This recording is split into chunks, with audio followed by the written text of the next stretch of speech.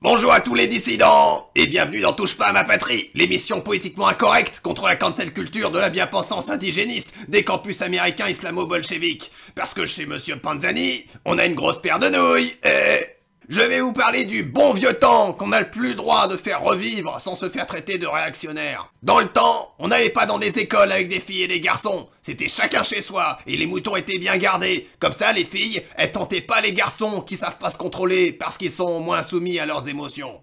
Les filles, elles allaient au lavoir 3 fois par semaine pour le linge de la maison. On n'avait pas des machines d'assister pour faire le travail des femmes. Elles avaient pas le travail à la ville, alors il y avait le temps pour repriser les chaussettes au lieu de les jeter. Au moins, ça les occupait, et elles demandaient pas plus de respect qu'elles ne le méritent comme maintenant. Dans le temps, nos femmes, elles étaient bien élevées, et tenaient la maison propre, et les enfants bien rangés, au lieu d'aller se faire sauter dans les toilettes des discothèques comme des putes. Quand on était gosses, on passait notre temps libre dehors, après la mine, pour fumer des cigarettes pas chères. On nous faisait pas chier avec le cancer et ses conneries de fragiles. Nos parents, ils nous faisaient boire des verres de rouge avant d'aller à l'école. On nous faisait pas peur au quotidien avec l'alcoolisme et ces autres maladies inventées par les médecins qui vendent de la 5G. Quand c'était jour de fête, on tuait le cochon, on faisait pas les fiottes qui vont dans les grandes surfaces se servir comme des assistés. Avant, on n'avait pas l'eau courante comme les bourgeois d'aujourd'hui, alors on disait aux femmes d'aller chercher l'eau à la fontaine, et elles rechignaient pas aux ordres comme les connasses hystériques de maintenant. Elles sont hystériques, les femmes de maintenant. Elles sont hystériques! Les femmes, elles montraient pas leurs chevilles à tout bout de champ, elles se respectaient, au lieu d'arborer leurs genoux à la vue de tous comme des salopes.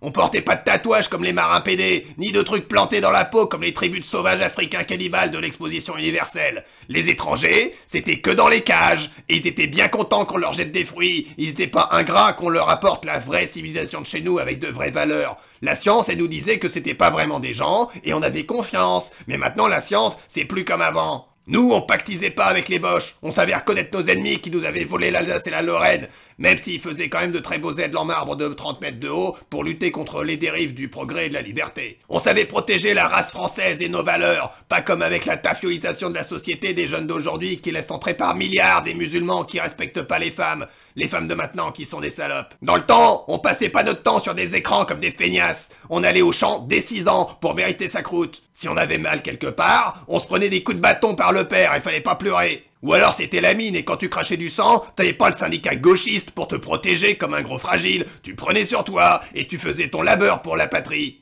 À l'époque, on n'avait pas Netflix qui tue le cinéma. On n'allait pas non plus au cinéma qui tue le théâtre. Puis de toute façon, on n'allait pas au théâtre comme les bourgeois. On n'avait pas besoin de s'amuser vu qu'on allait coucher avec la nuit au lieu d'user de la bougie et on se plaignait pas, sinon c'était le bâton. Dans le temps, on voyageait pas partout comme des Romanichels qui volent les poules. On allait à la ville une fois par an et c'est tout. On savait se contenter de notre chez nous au lieu de vouloir toute la création comme les gens d'aujourd'hui. On n'avait pas le téléphone, le médecin fallait le chercher en calèche et s'il venait trop tard, c'est que le bon Dieu l'avait voulu. On n'avait pas les vaccins et ces conneries des laboratoires, on faisait plein de gosses, vu que les plus chétifs y mouraient avant 5 ans, c'était plus naturel. On laissait faire la nature au lieu de se prendre pour Dieu. D'ailleurs, à l'époque, on respectait les hommes d'église, on les dénonçait pas quand ils étaient gentils avec les enfants, avec ceux qui survivaient.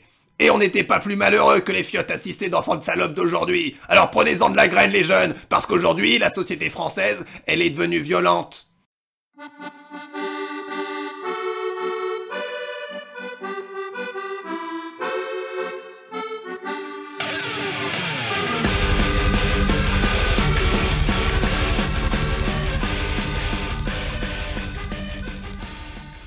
Et nous passons à la deuxième partie de notre émission pour prendre un appel totalement au hasard. Allô?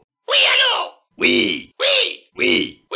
Oui, alors, je suis une féminazie indigéniste des réseaux sociologiques et je trouve que vous tenez un discours de haine parce que je suis pas d'accord. Oh là là! Ce n'est pas parce qu'on pense qu'il faut un retour aux valeurs traditionnelles avec un régime autoritaire pour lutter contre la dégénérescence et revitaliser la race française qu'on est tout de suite un facho. C'est juste que je pense différemment de vous. Oui, vous avez raison. Je me suis emporté à cause de mes hormones féministes. Désormais, je vais défendre vos idées, même si je ne suis pas d'accord avec vous. Comme quoi, avec un dialogue apaisé et de bons arguments, tout est possible. Oui. Par contre, t'as dit quoi sur les femmes qui font la lessive, là? Quoi? Mais Mais c'est pas dans ton texte, ça. Je t'emmerde! C'est pas parce que je suis une femme que je suis à ton service, connard! Mais c'est de l'humour, ma chérie. Ouais, c'est ça, prends-moi pour une queue en plus! Je crois que t'es trop soumise à l'idéologie extrémiste de Marlène Schiappa. Ça va couper, chérie.